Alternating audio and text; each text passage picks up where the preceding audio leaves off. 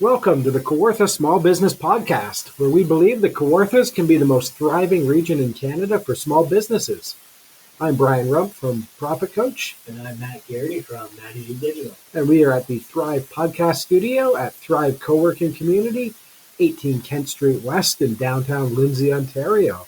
And today we are doing a holiday special for our hardcore listeners who listen every Tuesday morning, and it is Boxing Day.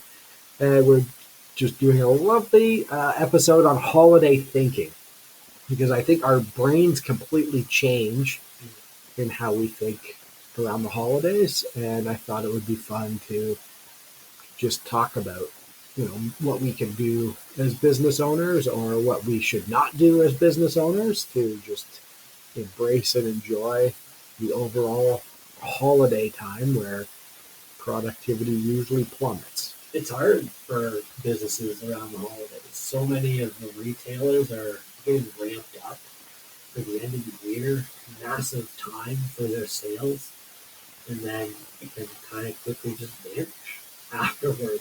January being really quiet time. It's hard from that perspective. It's hard for staffing. It's hard for, you want to have a holiday, you want to be able to spend time with family and focus and all that kind of stuff, but it's also so demanding on so many business owners. And then the holidays, like, I'm excited for time off, and I don't have a lot going on, which I'm thankful for. But then talking to other people today, like, they've got 4 to 5 different events that they have to go to within a span of like a day and a half. Yeah. It sounds miserable. Yeah, this is funny. I put this on the calendar of just like what can we do as a sort of filler episode that also will be kind of interesting and fun for us to talk about. But this is the episode I might have needed earlier in my life, because I remember working at the bank. The holidays were crazy because everyone was off, so everyone was using it to like redo their mortgage or like talk. They had time to come to the bank for stuff. So my calendar would be packed. And, you want to be at home and you want to be going to all the different events. And, I think there's a few things. One is you have to rethink what's important in terms of going to all the different events. And often we don't do that. I think you also have to think what it means for your business that time of year. And sometimes it might mean shut it down and just take 2 weeks off and enjoy it. And for those businesses where it ramps up, it might be do all you can. Because if you're in a business where when people are off, they're there, you want to just soak all that up because it's going to get slow in January. It's got such a ripple effect too. Like, friend of the show, Hal, taking a week to 10 days or 10 days to 2 weeks off, go to BC to visit his mom. And he's working more leading up to it. He doesn't work on Tuesdays, and he's working Tuesdays for the first time in 40 years or something. Yeah. Right? It's just amazing what holidays can have such a ripple effect. Yeah, because in his business, it's like people still need the service on a certain frequency. So yeah, you're working harder beforehand and then after, so the cost is really higher. Yeah, like if he's not cutting hair, he's not getting anything. Yeah. Which I realized this year is why I'm always so critical of business owners that can't step away from their business. But so many of them sometimes have to be there or they're not making any money. Yeah. I'm fortunate that things kind of go in a cycle and I'm able to look at things strategically, and other people can move the plates along or whatever along that line. But nothing stops if I'm not there. Yeah. But if you're cutting hair, if you are like a one-to-one relationship, like you're coaching, you're not making money if you're not coaching people. That's scary. Yeah, it's one of those like, in no business is anything guaranteed recurring. But yeah, for me, it's like everyone could fire me next month, and we joke sometimes that that's about to happen, and it does not really, but yeah, if you're not doing it, it's you don't make the money, and so you plan that in. So for me, it's like I plan in taking some time over the holidays, or I adjust it a little bit, or the nature of my services, it kind of works itself out. Sometimes you just miss a week, and other times you fit in something else. But yeah, you have to really plan what you're going to be doing around the holidays so that you can actually enjoy it. Yeah.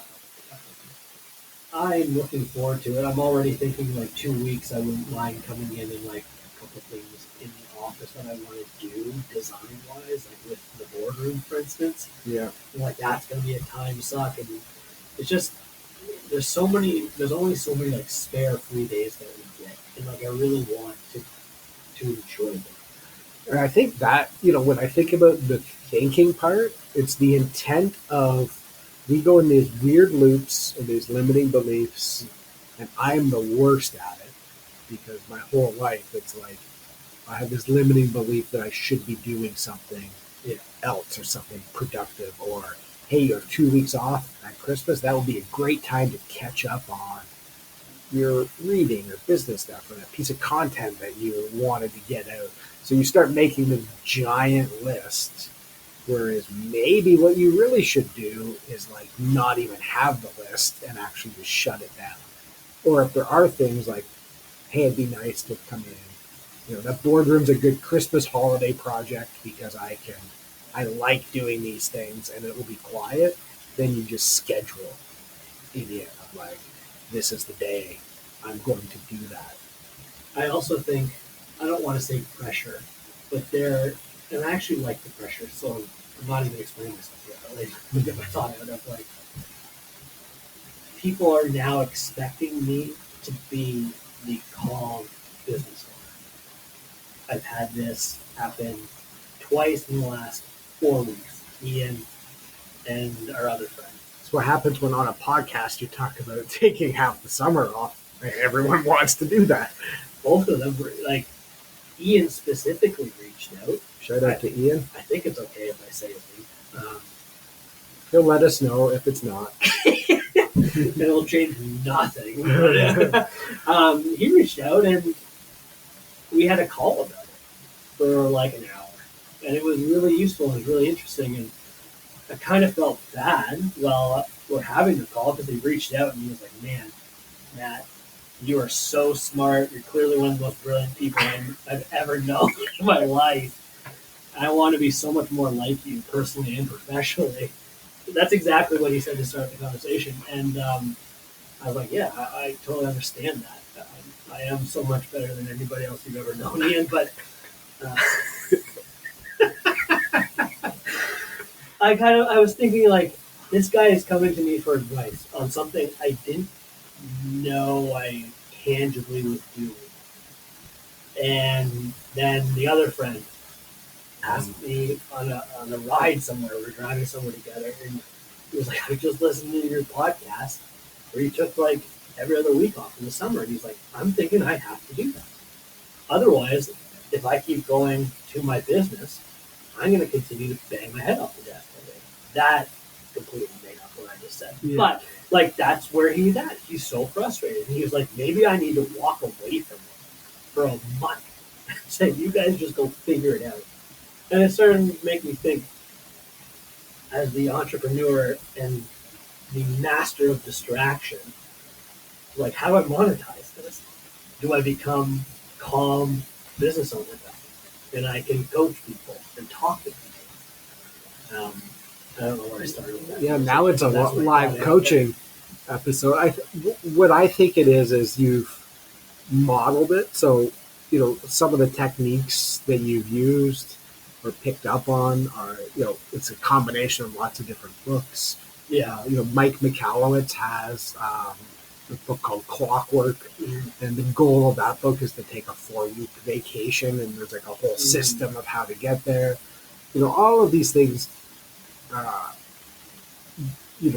have different systems, but you become the guide of someone who's actually done it. Yeah. Even though you don't feel like you're doing it because you're still dealing with all the like sort of stress and worries everyone else, but you know the path that you took to it, and there's value in that the local guide or the local person who's been able to do that.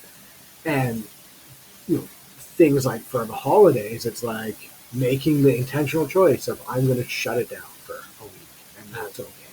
Or, oh man, I have this week coming up where I want to shut it down. What do I have to do so that nothing emergency happens in that, and pre-planning that, and then actually doing it. And so much of it seems so simple when you talk about it, but it's so hard to actually put in place.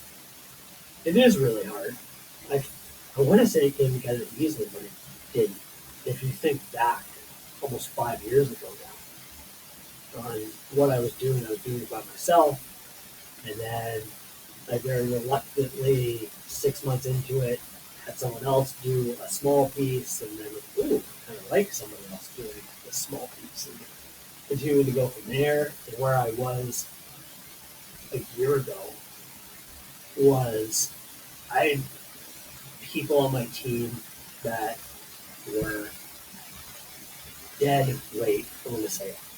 They were problems. They were not meeting expectations, and part of it was like, I'm not good at setting expectations for other people. I'm not good at teaching people. I'm not good at training people. And recognizing that, and now making sure like we're going to pay more to work with the best person on this project, and make sure that we're not having to handhold and babysit. And two people I work with now, Emily and Sarah, just absolutely fantastic from the perspective of like they're extremely talented, extremely skilled, just go about their business and do stuff. And it's just a complete 180 from where I was even a year ago. Last January 2023 stuff was the most stressed I think I probably have ever been in my career. And no, that's not true. But up there. Very much up there. Like it was on a trend of this is not good. Yeah. Really stressed for a lot of different reasons. Working with, like doing some white labeling for a business that was. Oh, I forgot all about that. Oh yeah, I tried to, and I've been thinking about it a bit recently, and like that's a different conversation. It's a good holiday. Thinking of all the things you've done this year and where you've been. Well, I just like literally like we're 11 months ago, and January was when we welcomed Southern Sarah into the field. Oh, really? It was January, yeah. It was over Christmas because I was like, this is chaos. And it was like literally over the holidays because I was taking meetings to think like, oh, yeah, I remember, in December. And then she came in January, and it was just pandemonium. And I was off for 2 weeks over Christmas, and one of the weeks was weird with the kids' calendar. So everyone else was back to work except for the kids. So I was home with them, and like everyone was like doing work, and I was like, I should be doing work. Yeah. And then I was going away for a week in January, and then we had like a massive show at Thrive that we weren't really ready or prepared for, and it was just. And January is a busy month marketing wise. January, February, and March are my biggest months for calls and sales, right? Everyone's like, hey, new year, I don't want it to end the way this year ended. That's a good, campaign. Yeah, it is. I should focus more on it. I think in previous years we've focused a bit more on like campaign type of stuff like that. But yeah, I just think about 11 months ago, like what a disaster I was in, and then what we talked a couple months ago on this podcast about. I'm more calm than ever. Yeah, we're going to do a whole episode on it. It's coming up. I think I'll quote myself, but like I said, I was bored a couple times. Yeah. The last couple months where things have just not gone smooth because like I kind of hit a bee's nest on purpose for a couple things to kind of rattle some cages with the Thrive stuff specifically. So giving myself and everybody else a lot of work. But besides that, like everything is just going along nicely. And that was a ton of work, and that was that processes and systems? Not really. Maybe. Was it finding the right person? How did I find that person? Did I train? Like, it's just it was almost, I don't want to say luck, fortunate that all came together. Yeah, networking and yeah, it's funny. I'm just connecting the dots on some of that in my mind of how that works, and it's just the incentive to keep going and keep trying to do new things, or like knowing what your intention is, which is to not have the chaos. Like other people in your shoes, and I could name a bunch of them, which I won't, are just like, well, that's just how it is, Yeah. and they just never make a change. But you're sitting at this holiday thinking, wow, look how far I've come this year. Like, Yeah. imagine what can happen next year when we do this episode. Yeah. Like that to me is always the cool thing to imagine. And I don't think I've lost too many accounts this year. Oh yeah, I know. I've lost one big one that started and stopped almost right away. And then I lost a long-term account that financially was a small one. Beyond that, like there wasn't a whole lot of starting and stopping, like anything that I can think of. I'm sure I'll think of something else, but and it's been cool how it's happened. Like some of the new accounts this year were like referral, word of mouth, relationship stuff. The lawyer, the designers. Those are people that I've known or like kind of referral type of thing. Even the packaging company, same thing. But then there's a couple that were just like legitimate marketing.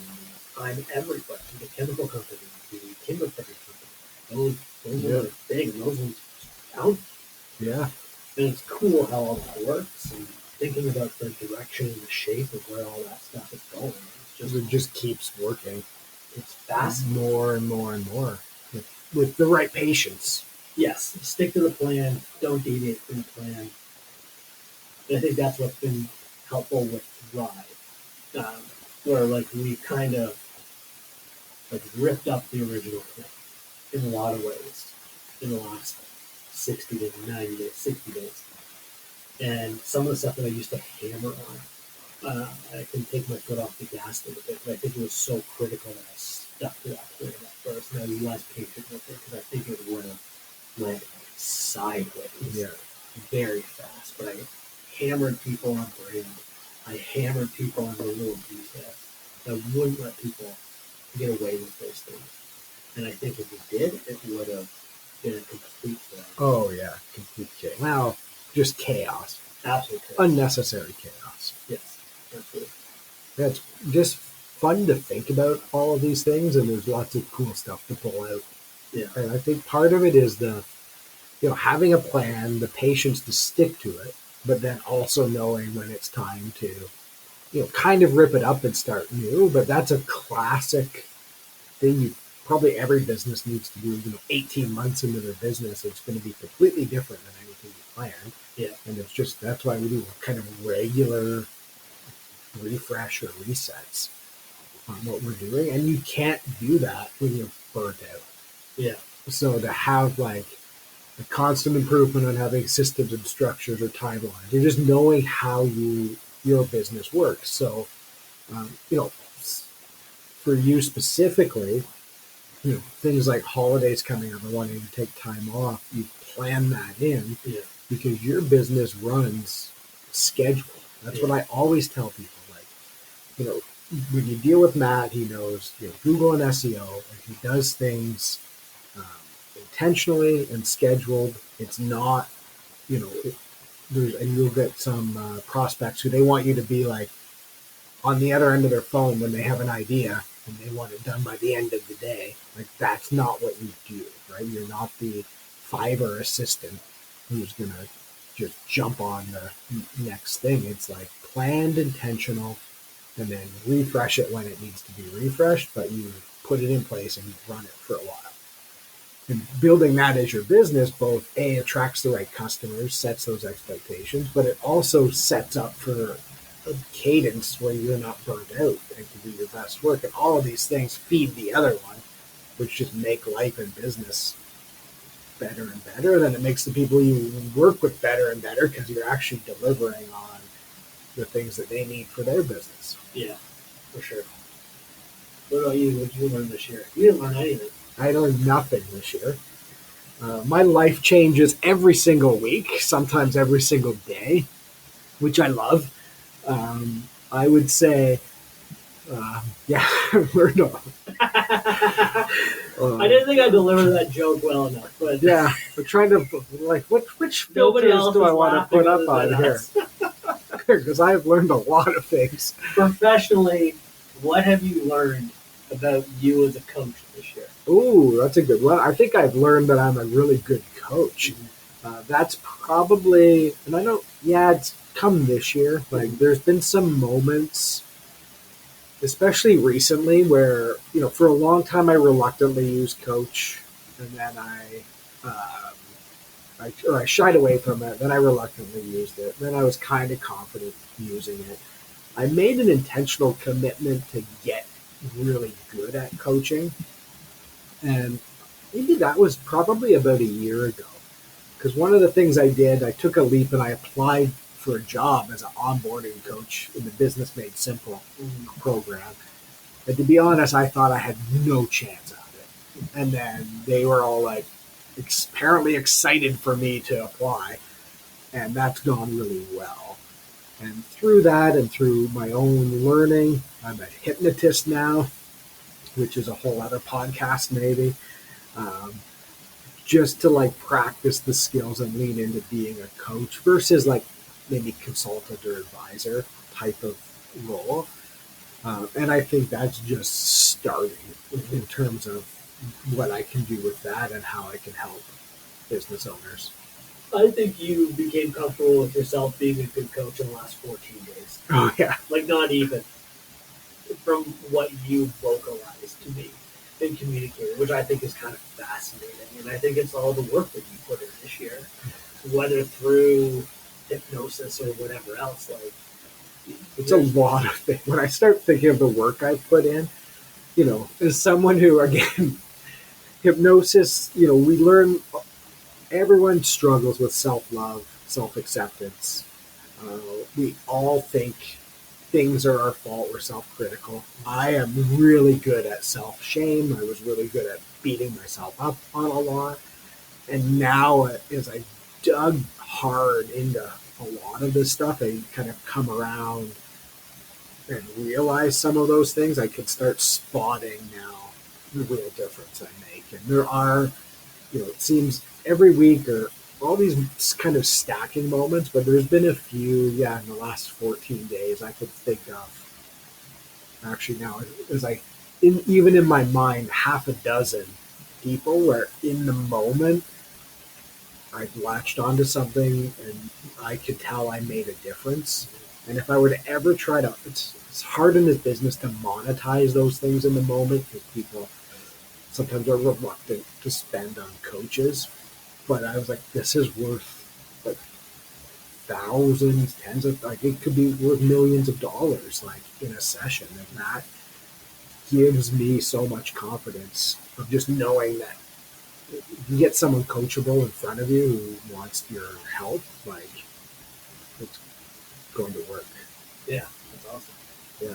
Also, you put in the work, you're a great coach, hypnotist, soon to be stage actor. Oh, stage actor! This is the yes. first time this has been brought up on the podcast. Yes, You're now. This is perfect for the holiday thinking episode. Yes, in March, all the listeners will have a chance to pay money to see my sweet bod on stage at the Lindsay Little Theater. I will be playing a professor in the show Bunny, which is just this weird coincidence of events that is just this magical experience. So far, I've had one rehearsal, and everyone is so good. The play is amazing. Like I just can't even believe how awesome it's going to be, and it's going to be a spicy play. I'll try not to give away too much of it, but you will get to see me mostly nude on stage, and also at one point crying. So it's a pretty big learning, actually, if I think about a year ago, that was probably not something that was going to be on the agenda. If you've ever wanted to see Brian crying while naked, check out the Lindsay Little Theater in March. Yes. Do you think that's good marketing or bad marketing? For who? For the Lindsay Little Theater. I don't think it's going to hurt. I actually think it'll be. I think it's going to help me. I think it's going to help a lot of people. Yeah. I've been like, it's funny. I've always like, I don't hard ask people for stuff. Yeah. Very often, like, I haven't done like a big, here's a donation thing I'm doing, and like, the run around and hustle people to like do that, or I don't do it with sales where I'm like, hey, support me by buying my thing, please. But like everyone I talk to, I'm like, I expect you to be there, and it's only like $20 for tickets. Yeah, I think they should raise the price for the special actor that they have. It's a fairly small theater. It's the Little Theater, so it's going to sell out, and it's going to be awesome. How many shows are there? I believe there are 6 shows. Do I have to come to all of them? You can if you want, but you really only have to come to one. The first one or last one? Whichever. What's the courteous thing to do? I don't know. The theater etiquette? Yeah, do you go to the first one or the last one? I think some it's people, last one, isn't it? the last, maybe. Yeah, but that's the one where you have like the most, you've done it enough, you know it really well. If I've already seen you crying naked, do I have to pay for it? Yes. Have to pay more. And I won't give it away too much, but there's some words I have to say that I never said out loud until I read it in the script read. So that is like... Is it homophobic or racist? Neither of those. Oh. It is in the realm of sexual content.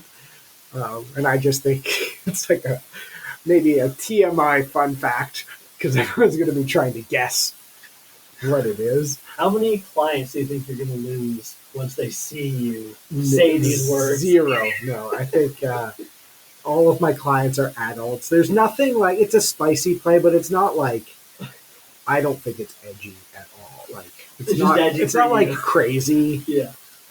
Anything like that. I think it will be a good. Yeah, and it's so well written. The other people in the play are so good. Like, I love theater, and I love when you go to a show and you kind of get lost in the actors and the characters, and that happens every. We had like audition readings, and I was like completely like entranced by everyone else, and then the script read through, I was like, man, everyone's awesome right now. Like, this is so cool. So, yeah. How do rehearsals work? Do you actually just go to the play over and over and over again, or are you just doing like a scene at a time, or how's it work? It's kind of scenes and chunks over and over. I have a schedule that I've just looked at, and I guess I'm going to find out. I'm like kind of new to it, but there's like a director, there's other people, and now I'm not in charge. It's so nice. I wanted a hobby where I didn't have to be in charge. 2 people have asked me about if I'm interested to be on the board, and I've been immediately like, nope. I have done so much board work. It's so much like volunteer or hobbies that are really just more work and business related. This was like purely for fun. So I am just showing up when they tell me to show up. I'm going to do anything they tell me to do. The director is such a great, like, young person. She's fairly young. And the lead actress, they're just so good. I just want them to be proud of what happened. So I'm just going to show up, do whatever you tell me to do. And it's going to be fun. Most people, when they want a hobby, they take up golf, tennis. They don't decide, I'm just going to go act in a stage play. I captured some intuition. I was like, I'm going to go audition. And I was like, there's no way I'm going to get it. Yeah. But then there was a moment in the readings with the lead where it was like working really well. And I was just like, in my head, I was like, oh man, I actually have a shot at this play. And then, of course, I wanted it. Yeah. And now I've been telling everyone about it. But it was awesome. And like, it all came together through just a crazy set of coincidences. And it's just a great, thing to think about. So yeah, over the holidays, as your business, like this is a kind of random episode, but think of all the things that have happened, and then imagine all the things that could happen. Yeah. Like I think of my year, and like yeah, all of these things we've talked about. What could next year bring?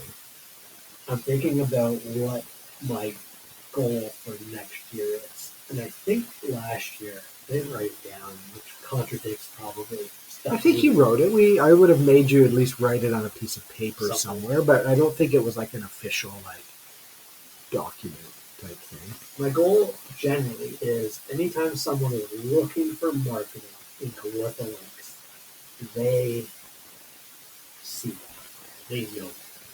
You don't have to work with me. You don't have to click on me. You don't have to have a conversation with me. But I want any person that is looking for marketing in the Kawartha links to discover it. This year, I just was thinking about this now. I want anyone that is going to do marketing with another agency in Kawartha Lakes to really hesitate working with somebody else before me. I like that. Like I want them to feel regret. I don't know if that's too negative, but I want them as they're about to proceed with somebody else to go, oh, I don't know, I maybe should have worked with them. Yeah, I like that as a goal because it's that next step from you want them to know you exist. Mm-hmm. Now you want them to talk to you and know what they're getting. Yeah. Right? And then you want them to make that moment of truth decision. Yeah. And have that little bit of doubt. And again, if they make a different decision and they do well, maybe they're happy with that, but to want that. That's a good goal. Yeah, and even if they don't talk to me, but they come across me, and I want the marketing to be so good.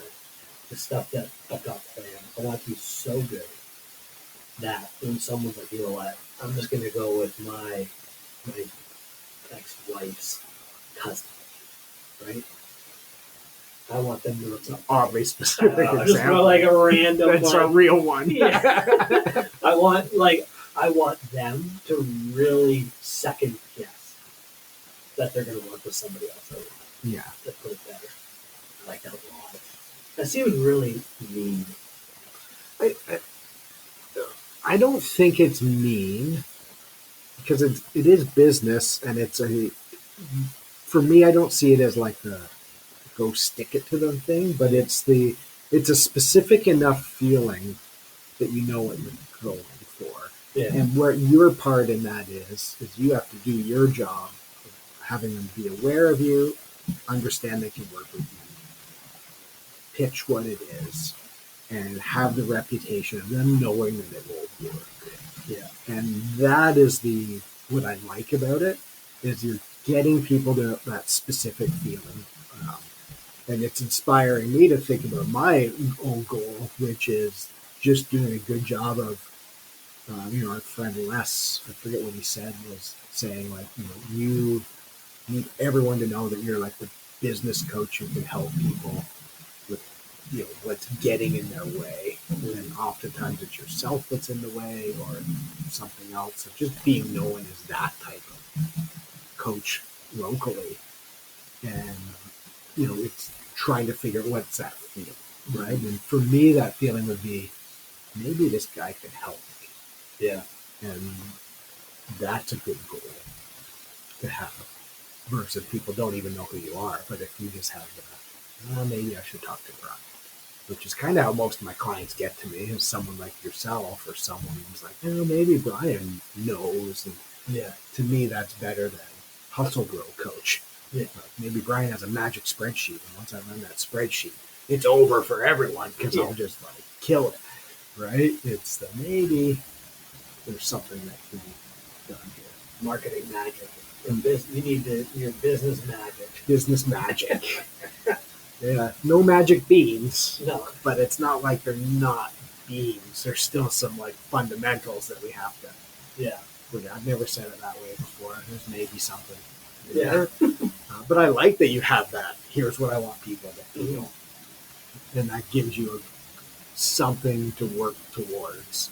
I love that. And that's all you can control, right? You can't control what other people do. Yeah. You can't get lost being too aggressive with selling, because at the end of the day, that customer's going to make their decision. Yeah. And you have no control over that, but you can do all the things to give them everything they need to know to make that decision. Yeah, I like that.